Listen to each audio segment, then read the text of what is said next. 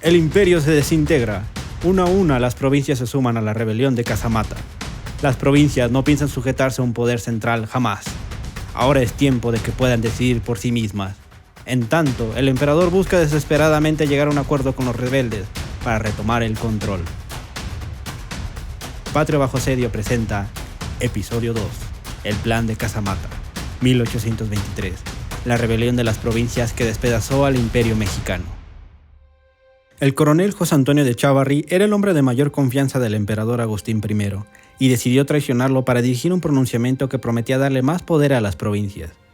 En este programa vamos a relatar cómo esta rebelión marcó el fin de un imperio. Patria bajo asedio es un proyecto independiente que busca traer a todo color, por primera vez en 200 años, a los hombres y mujeres que forjaron a la antigua república. Con tu donativo a través de Patreon, nos permitirás rescatar a más personajes históricos del archivo y contar las historias más sorprendentes y fascinantes de la Primera República Federal. Con tu suscripción a Patreon, podrás acceder a contenido exclusivo. Para conocer más del proyecto, puedes encontrarnos como @PatriaMexicana en Facebook, Twitter e Instagram. Se hallaba el emperador Agustín de Iturbide a medio camino para asistir a una corrida de toros que con retraso se celebraba en honor a su coronación, cuando le sorprendió la noticia de que el ejército que había comisionado a sofocar a Santana lo había traicionado y ahora proclamaba una rebelión en su contra. Al día siguiente, el emperador canceló sus planes de ir a Puebla a fin de tomar el mando del ejército, pero en vez de ello, fue convencido por sus aliados de formar una comisión para hablar con los rebeldes. Iturbide entonces trató el asunto por la vía pacífica.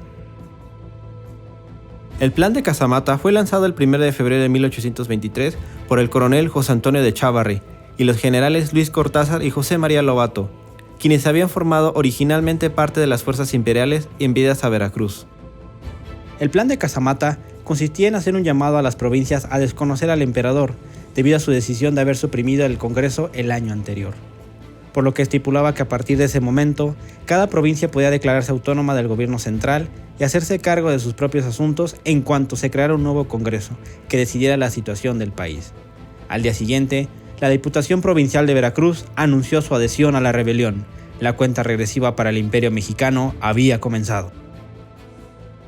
Los militares involucrados en el plan de Casamata pertenecían a las logias masónicas, y se ha afirmado por historiadores de la época que la logia de los escoceses tuvo un papel determinante en la caída de Iturbide, porque sus miembros se aliaron con los borbonistas, que nunca estuvieron de acuerdo con su llegada al trono y pactaron alianzas con los militares que tenían alguna influencia importante en cada provincia.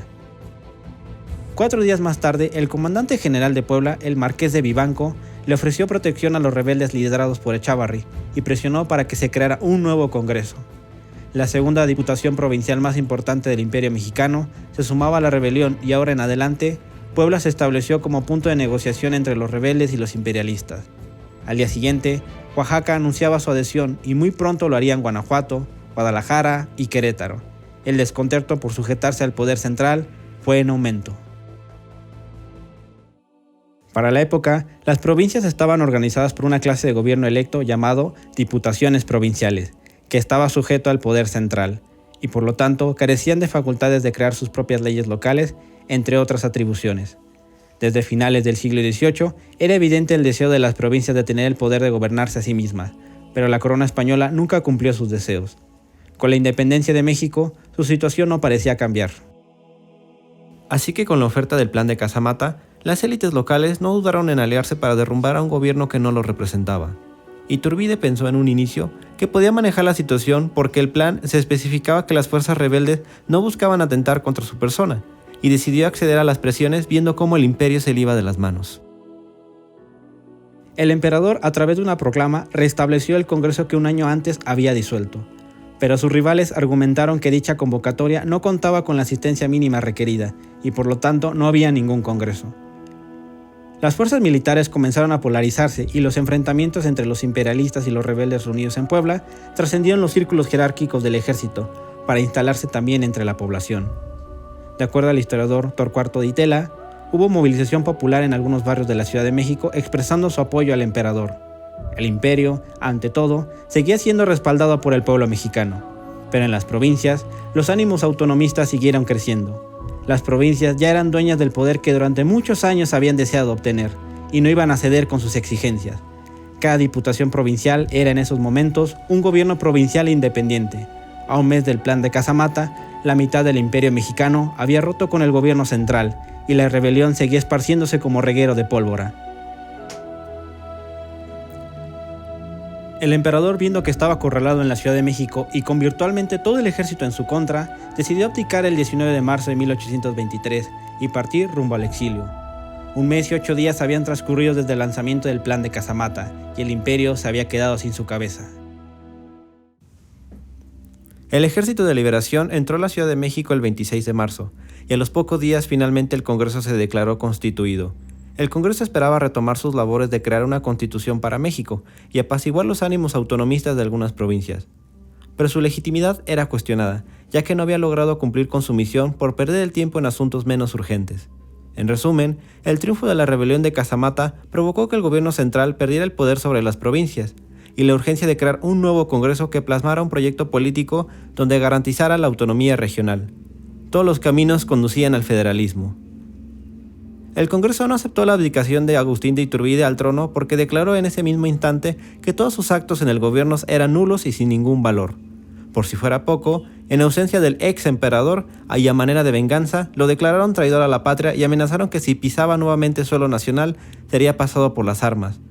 Con todas estas decisiones, el Congreso, que irónicamente había coronado a Iturbide, ahora lo declaraba el enemigo público del Estado. Así fue como de un plumazo el imperio mexicano había desaparecido. Un año había transcurrido.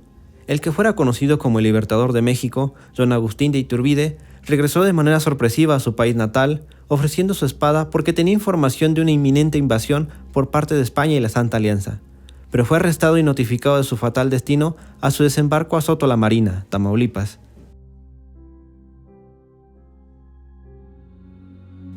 Iturbide sería juzgado por el Congreso local y conducido a Padilla.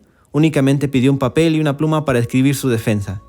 Iturbide, previo a su ejecución, repartió entre los soldados que se encontraban presentes las onzas de oro que llevaba consigo. Con voz clara los arengó pronunciando que moría con gusto por morir entre ellos, que moría con honor y no como traidor. Aceptó que le vendaran los ojos, y de frente al pelotón de fusilamiento, esperó la descarga que impactó en su cabeza y el pecho aquel 19 de julio de 1824.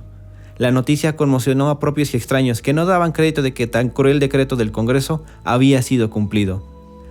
Los hombres quienes habían coronado al emperador ahora eran los responsables de su muerte.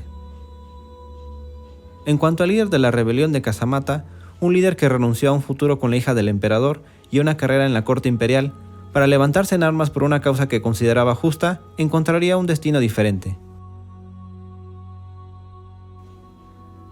4 años pasaron desde su famoso levantamiento, y un fuerte resentimiento contra los españoles fue creciendo entre la población. Una serie de intrigas y escándalos estremeció a la Primera República Federal, porque una conspiración fue descubierta. El padre Arenas pretendía restaurar el poder español en México con ayuda de algunos militares, pero rápidamente todos los sospechosos fueron arrestados, desatando la furia de algunos sectores de la población, que clamaban expulsar a todos los españoles posibles. Y entre los implicados se halló un hombre que fue el responsable de la caída de un imperio, José Antonio de Chávarri. En esos instantes toda su carrera militar y política quedó aniquilada, y se convirtió en una de las personas más odiadas en la República. Chávarri fue expulsado de México para siempre, y murió en el exilio tiempo después a la edad de 45 años en Filadelfia, Estados Unidos. Al igual que el emperador que traicionó, Chávarri compartió el odio público y fue castigado con el olvido tras su muerte. Esta fue la historia de la caída de un imperio por las exigencias de autonomía regional, el faccionalismo y el trágico fin de 2 hombres que protagonizaron dicho evento. ¿Sabías sobre el plan de Casamata? ¿Te hubieras unido a la rebelión para defender a tu provincia? ¿Qué piensas que debió haber hecho Iturbide para que el imperio no se le cayera a pedazos? ¿Aún piensas que la fallida rebelión de Santa Anna tuvo que ver con el fin del imperio? ¿Piensas que debe mencionar algo? Escríbelo en la caja de comentarios para discutirlas.